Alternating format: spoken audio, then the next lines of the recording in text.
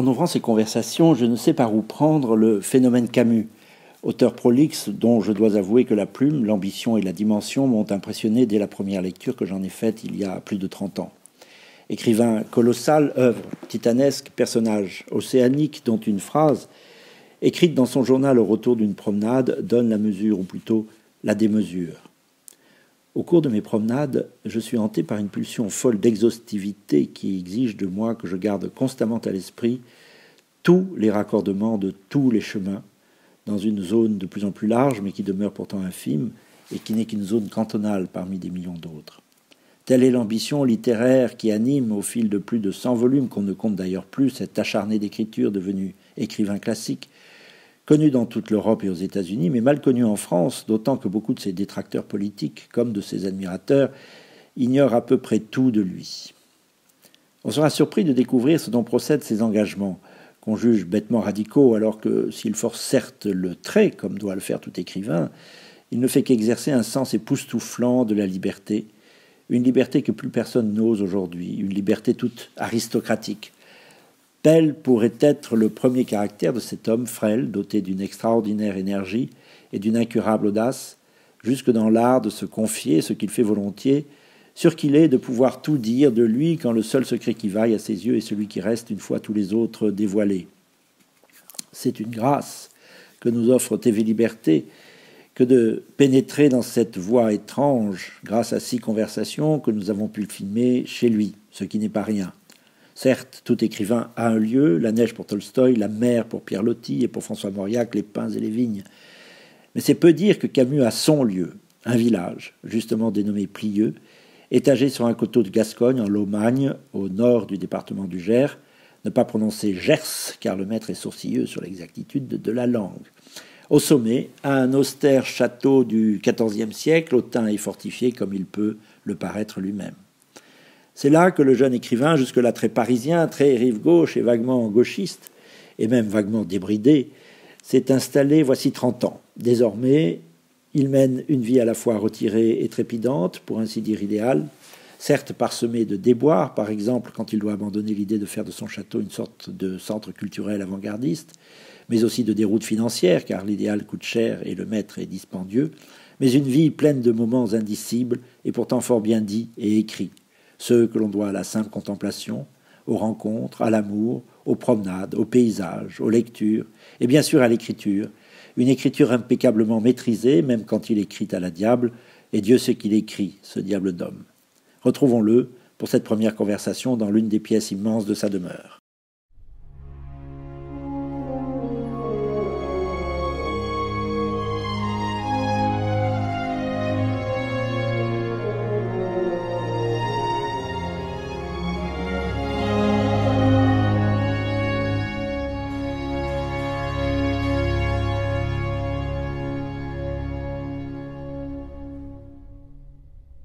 Renaud Camus, bonjour.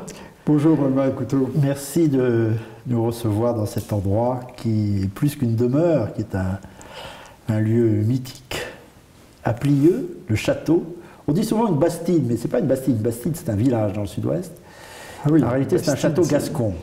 Une bastide, c'est un genre de ville oui. fondée par le roi en général pour assurer la présence française dans le sud-ouest. Un plan carré, rectangulaire.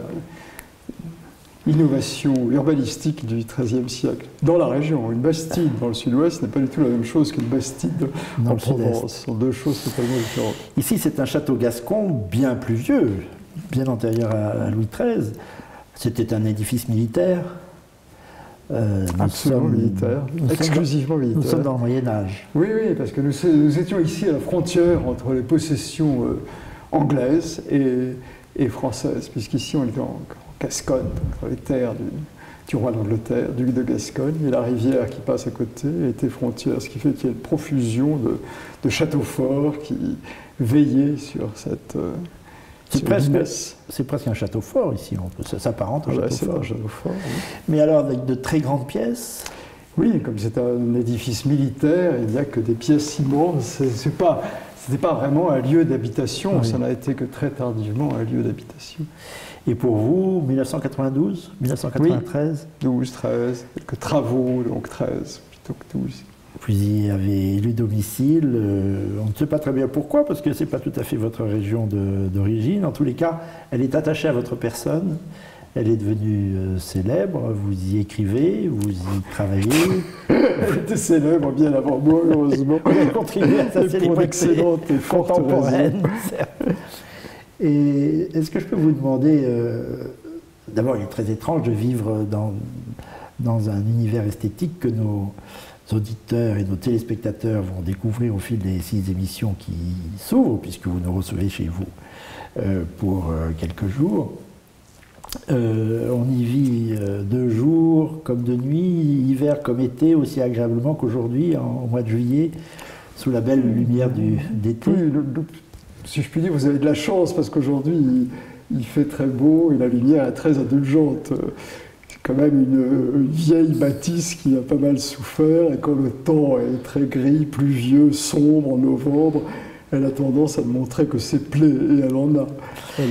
Les lecteurs de votre journal dont je suis, j'espère que ces émissions vont multiplier vos lecteurs, les lecteurs du journal que vous tenez assez régulièrement, je crois depuis 85, chaque année vous éditez un exemplaire du journal, quelquefois volumineux, 500, 600, 800 pages, savent qu'elle est difficile à chauffer, que vous ne nous cachez rien des difficultés de chauffage, de calfeutrage, d'entretien.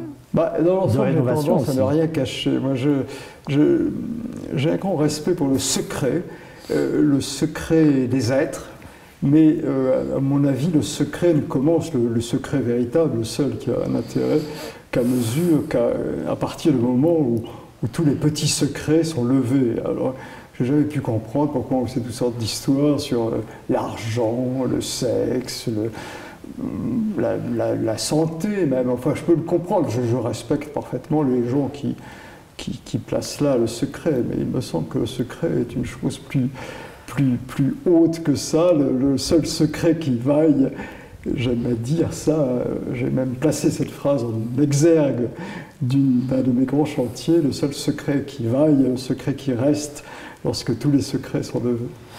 Donc je n'ai pas de secret, y compris à propos de ma chaudière, quitte à embêter les lecteurs. De votre santé, quelquefois. Ma santé, oui, bien sûr, bien sûr. De vos ennuis financiers, quitte à, il me semble que rocambolesques. La justification d'un journal, c'est un reportage sur ce que c'est que de vivre. Si on commence par enlever des champs entiers, moi je ne m'intéresse pas du tout aux journaux, des gens, par exemple, qui ne disent rien par exemple, de leur situation financière. Les gens voyagent, ça, on ne sait pas comment faut-il, ou de leur vie sexuelle. Ou de leur vie sexuelle, bien sûr. Là, vous n'avez jamais hésité à dire les choses. Non, d'autant plus que vraiment, il n'y a pas à en faire une affaire spécialement. Et de même en politique. Vous avez à côté Saint-Jean-Bouche-d'Or aussi en politique. Ça, pas de secret, comment cultivent les hommes politiques qui n'osent pas dire certaines choses. Alors là, mal perçu. Là, vous n'êtes pas du tout dans ce filtre habituel des hommes politiques consistant à ne dire que la petite partie dont ils pensent qu'elles peuvent les servir. Absolument. Moi, je pense que nous sommes dans le secret depuis 30 ou 40 ans, que les hommes politiques ne disent pas l'énormité de ce qui survient.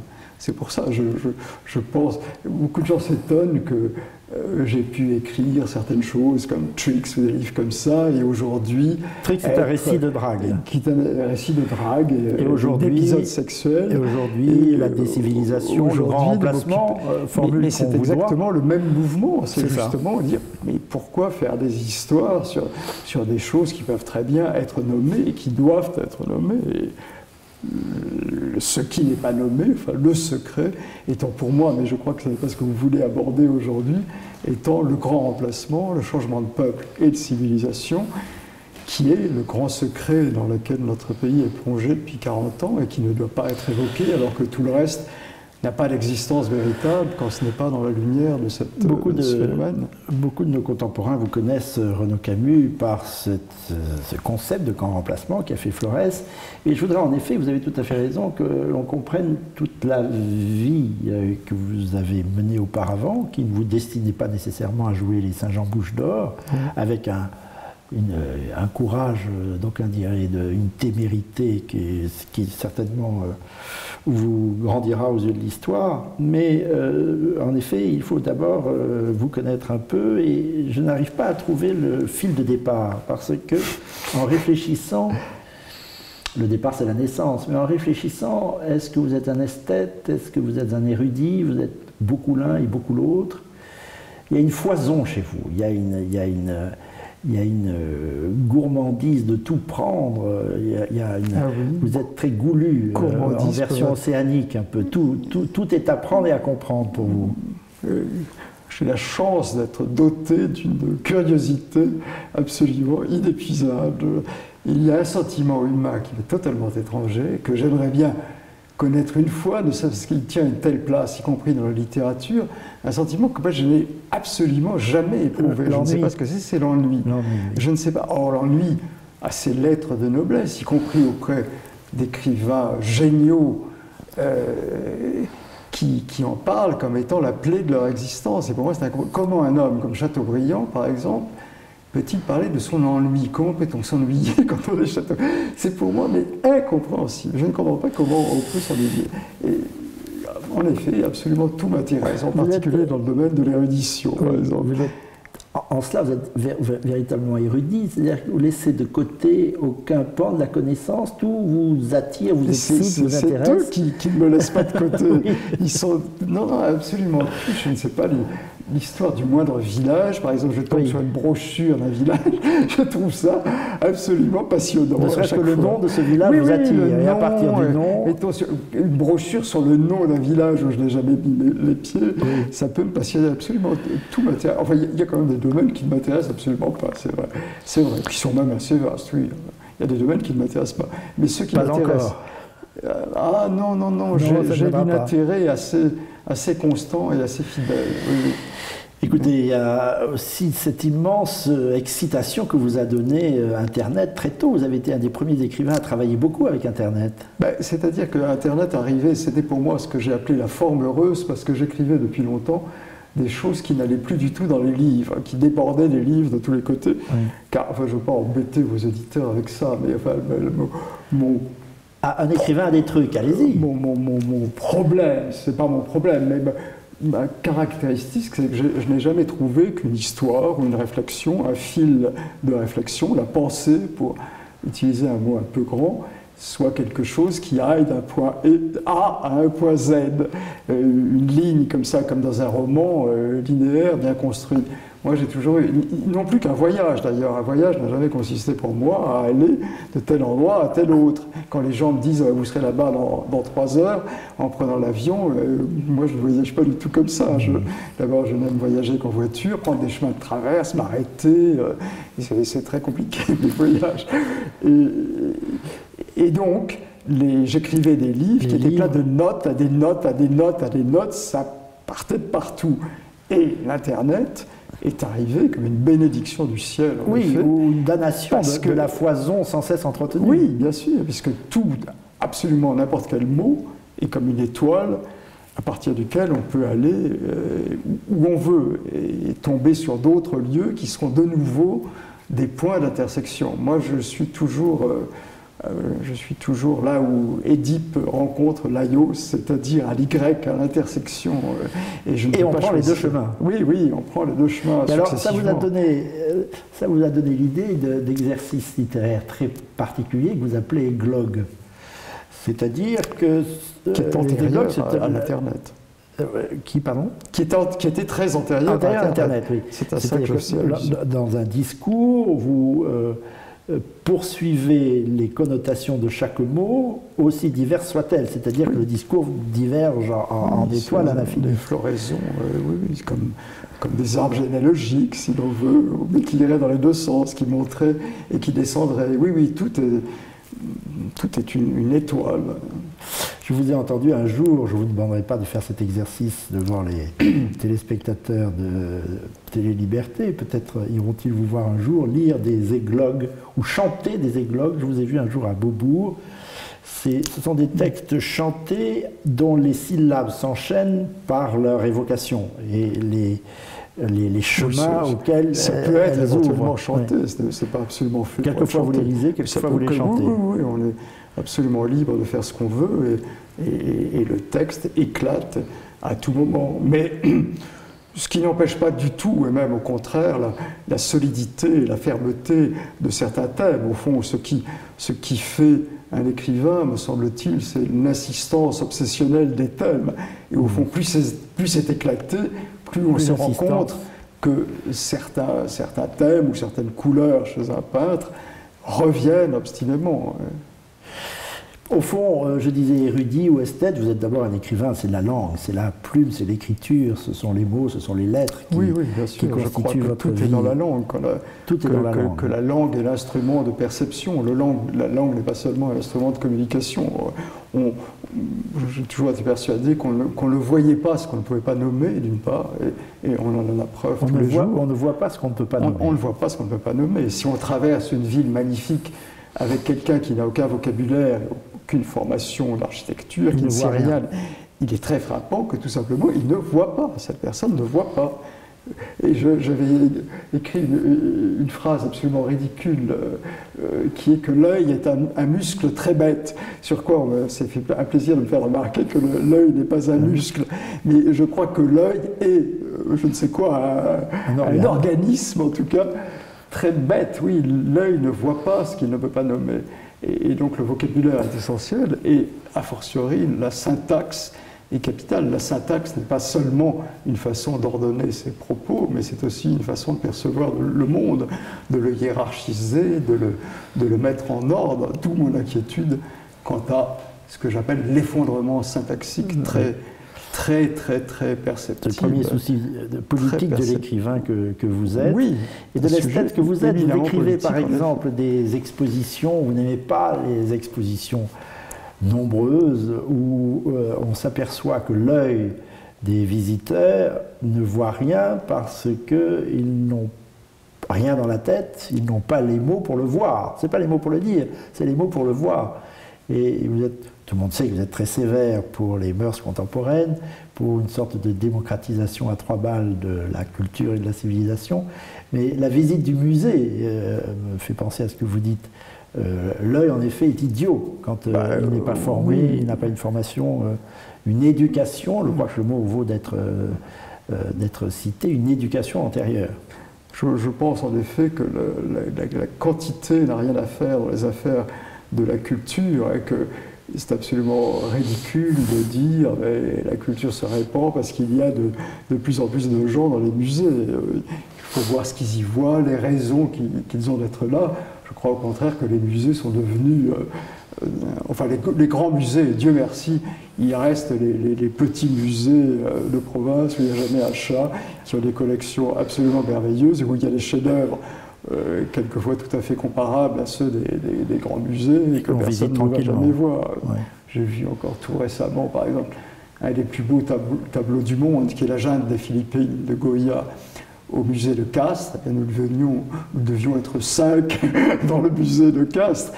Et la Junte des Philippines, c'est un tableau qui pourrait parfaitement être au Louvre, être au Prado, être au Metropolitan Museum, mais là il n'y a personne, parce qu'il n'y a pas une publicité, un battage qui fait qu'il faut aller au Louvre.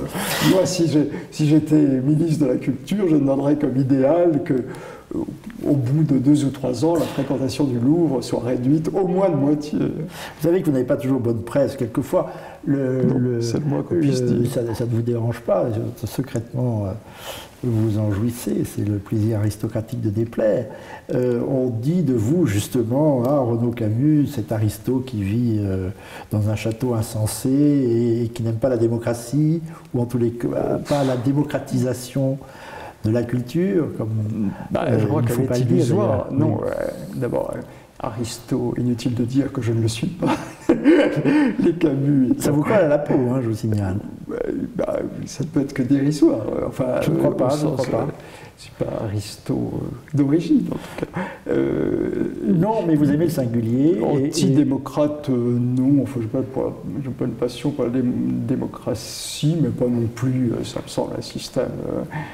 totalement défendable, très formaliste d'ailleurs, en quoi il m'est assez sympathique, mais Démocratisation, je crois que c'est une illusion totale.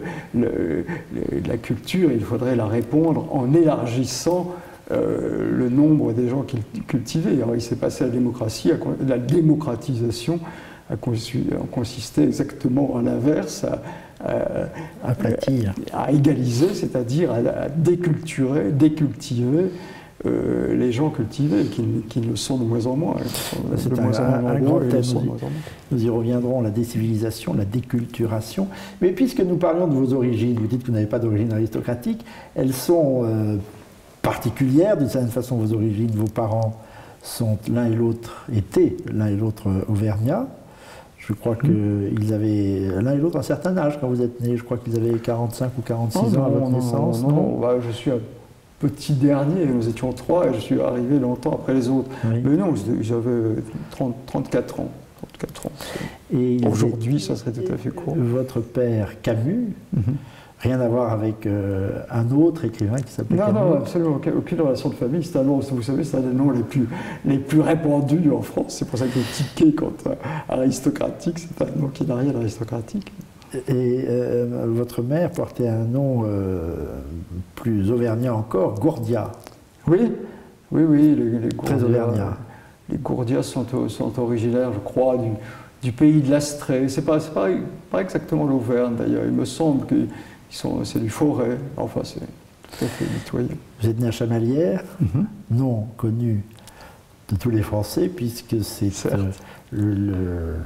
la racine, le fief d'un ancien président de la République, Valéry Giscard d'Estaing, que vous avez rencontré, je crois, vous racontez une visite à Valéry Giscard d'Estaing un jour. J'ai rencontré une ou deux fois, mais la fois où je l'ai vu le plus longuement était en effet pour une visite académique.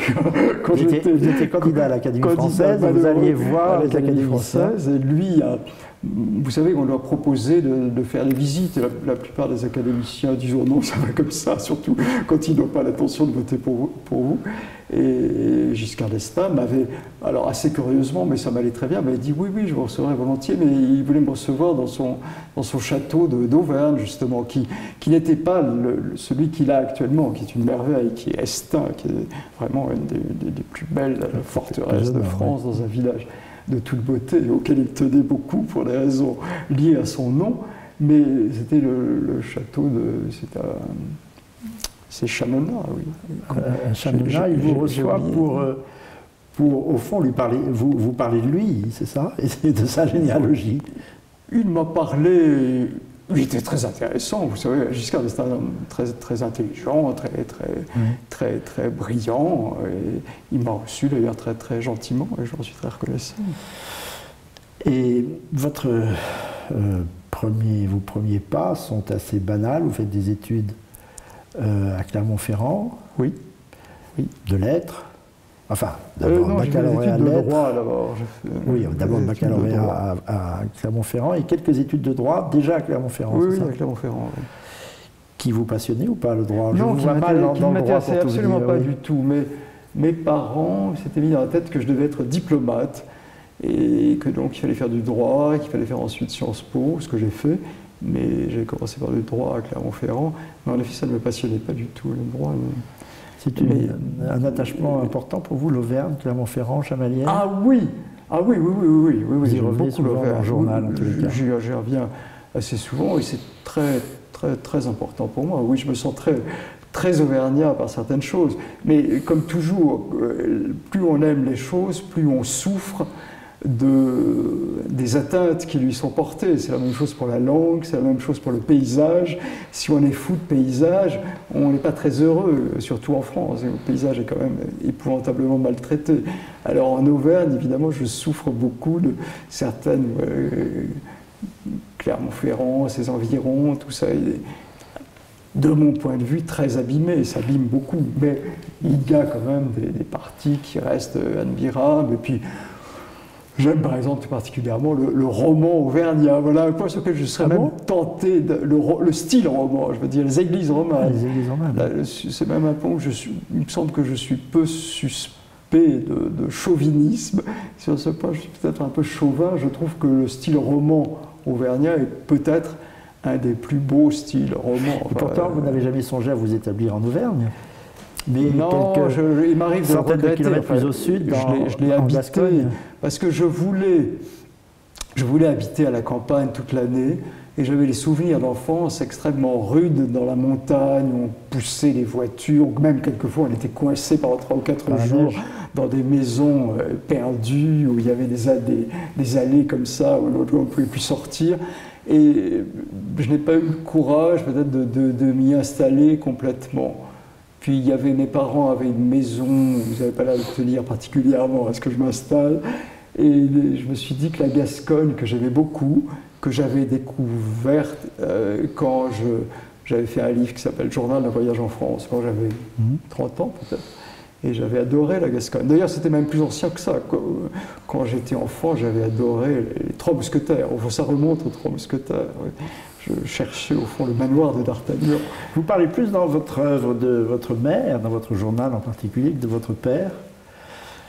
Votre mère, vous lui êtes resté attaché très longtemps, vous avez veillé sur elle. Elle est décédée. J'ai appris en arrivant ici tout à l'heure que vous avez eu une idée que tout le monde n'a pas. Elle a voulu que ses cendres soient répandues en certains lieux et vous en avez gardé une partie pour en faire des toiles. Ah, c'est par exemple, je ne pouvais pas choquer. Ça ne m'a pas choqué. Comme je peins, et comme je peins beaucoup, oui, j'ai utilisé, mais pour moi c'était tout à fait respectueux, même c'est une forme de la presse. Moi j'ai été extrêmement surpris, je dois dire, extrêmement surpris que ma mère désirât être incinérée. Et d'ailleurs, ça a stupéfait absolument tout le monde, parce qu'elle était un peu plus catholique, chrétienne, ça ne me semblait pas du tout dans la tradition classique. Moi, en plus, je suis très attaché aux tombeaux, au fond, aux tombes. C'est important pour moi, les lieux où, par exemple, les écrivains ou les musiciens que j'aime sont enterrés. C'est quelque chose qui compte pour moi. Et pour elle aussi, on a fait des pèlerinages sur la tombe de tel ou tel. Donc j'étais stupéfait qu'elle ait désiré être incinérée. Quelqu'un a une explication qui est peut-être la bonne, qui paraît extraordinaire, c'est que au fond, elle avait... ça viendrait de son catholicisme même, mais alors d'un catholicisme extraordinairement archaïque, qu'elle aurait eu tellement peur de l'enfer et de ses chaudrons qu'elle préférait que ce fût fait avant. Mère très catholique et éducation catholique. Vous avez une éducation très chrétienne. Ah oui, moi oui. Ah oui, j'étais dans une école clermontoise qui s'appelait Massillon, qui était qui était une école chrétienne et catholique à une époque où encore même tous les professeurs, presque tous, à quelques exceptions près, étaient des prêtres. Et vous alliez à la messe souvent? Et j'allais à la messe, oui. Jusqu'à quel âge? Vous voulez dire à quel âge je suis allé à la messe régulièrement? Régulièrement. Oh, bon, alors, je peux reconnaître que ça va passer d'un coup vers 18 ou 20 ans.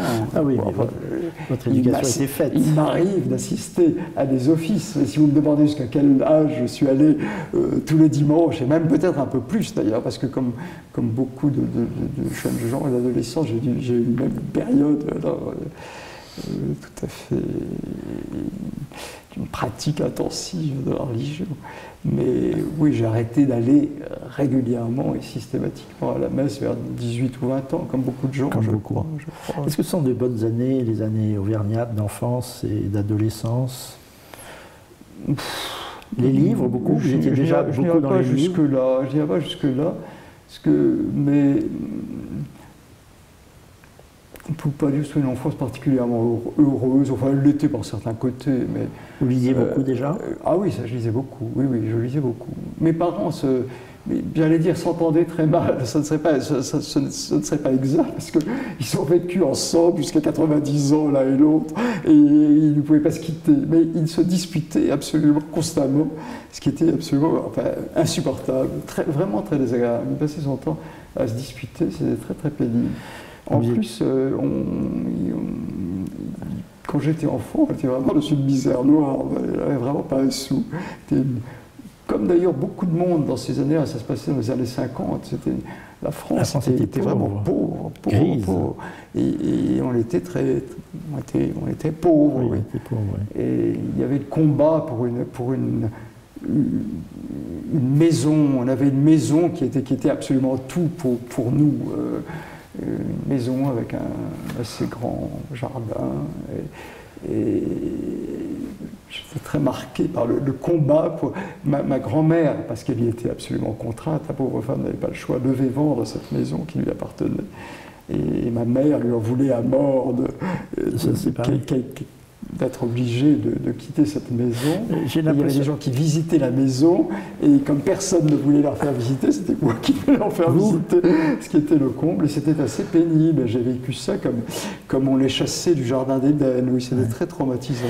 Mais au fond, vous deviez être très heureux de partir à Paris après une année ou deux de droit plus ou moins heureuse à Clermont-Ferrand. Oui, vous êtes parti à Paris, mais d'abord à Oxford. Vous avez d'abord eu un séjour en Angleterre. Comme j'avais raté un examen de droit, étant donné que je suivais très, très mal les cours et que le droit m'ennuyait beaucoup, j'ai raté un examen de licence. Et pour ne pas perdre tout à fait, pour que je ne perde pas tout à fait une année, on m'a envoyé en Angleterre, à Oxford, où ça c'était très bien, j'étais très content. Début de votre anglophilie, car vous avez toujours aimé l'Angleterre. Non, c'était plutôt une confirmation de mon anglophilie. Déjà, mon anglophilie était très antérieure, j'ai toujours été très anglophile, mais je suis un peu...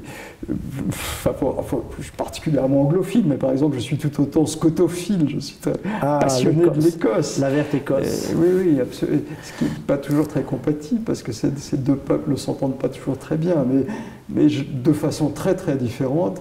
J'aime autant l'un que l'autre, et l'Angleterre que l'Écosse. Et l'Irlande aussi. Ah non, alors non, l'Irlande que je connais beaucoup moins. Du tout.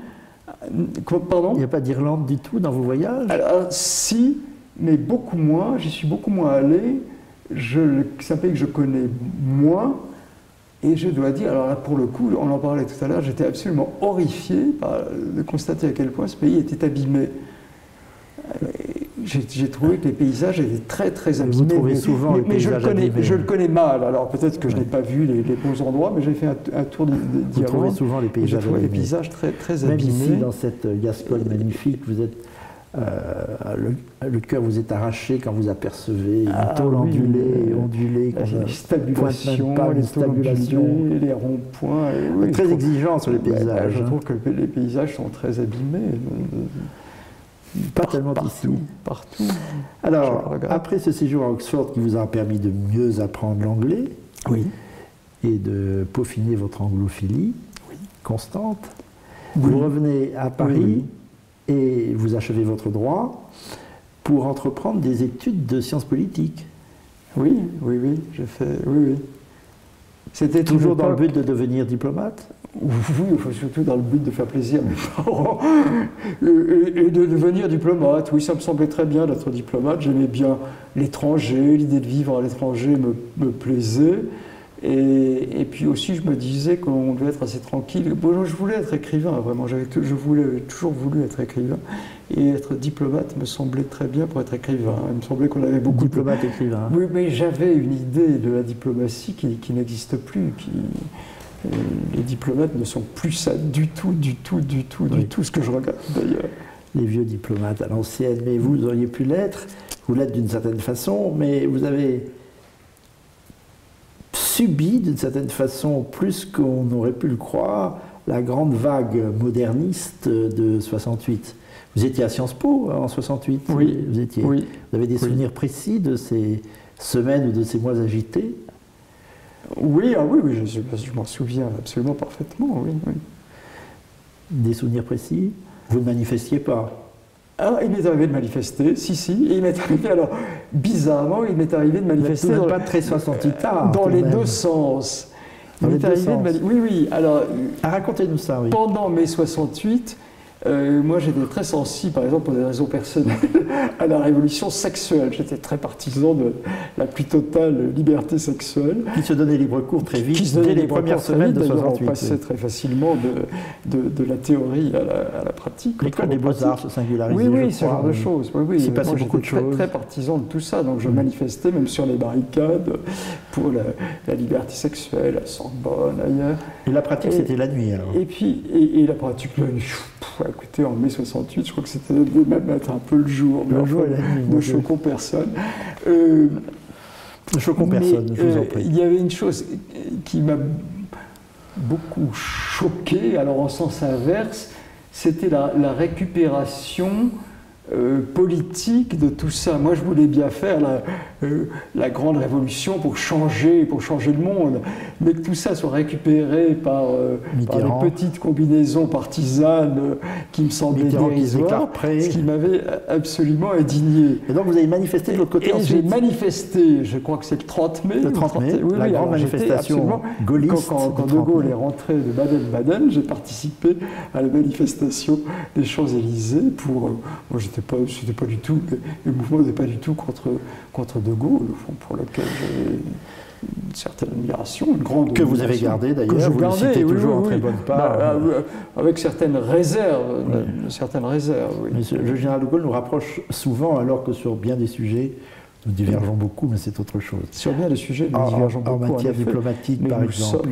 Nous sommes gaullistes, mais encore plus que gaulliste, moi je suis churchillien. Mon idéal, c'est Churchill. Parce que Churchill, il me semble que je n'ai presque rien à reprocher. Reçu d'ailleurs, si on trouve. C'était peut-être pas absolument indispensable de bombarder Dresde, par exemple. Oui, mais il n'a pas toujours été gentil avec le général de Gaulle. Non, oui, c'est vrai. Mais alors, est-ce que De Gaulle, Churchill, vous manifestez le 30 mai, quoi qu'il en soit, vous prenez dans la figure le petit étudiant, ou le jeune étudiant en tous les cas, auvergnat qui arrive à Paris, prend ce mouvement vraiment, je crois, plus que vous en êtes aperçu sur le moment, je pense, dans l'estomac, et vous changez d'orientation. Là, il n'est plus question de politique, de sciences politiques, vous versez dans les lettres, des études de philosophie, à partir de 69-70. C'est comme ça du tout. Non, j'ai pas versé dans les lettres. J'ai toujours voulu être écrivain. Vous avez fait des études de lettres à ce moment-là? J'ai fait des études de... Non, j'ai pas... Oui, j'ai fait une licence en lettres, mais ça, vous savez, après 68, on pouvait avoir n'importe quel diplôme, il suffisait de se présenter. C'était absolument... Enfin, il y a eu 2 ans de l'absurdité la plus totale.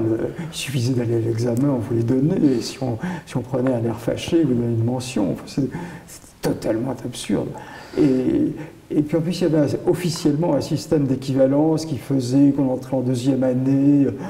Il y a eu un moment où j'ai ramassé un tas de diplômes très abusivement. Enfin, qui vous ont permis, par exemple, de partir comme enseignant en 70, je crois, aux États-Unis. Vous avez fait plusieurs séjours aux États-Unis sur lesquels nous reviendrons dans notre émission suivante. On vous retrouvera à Paris dans les années 70, très à la pointe de beaucoup de mouvements littéraires, quoi que vous en disiez, ami d'Aragon, ami de Roland Barthes.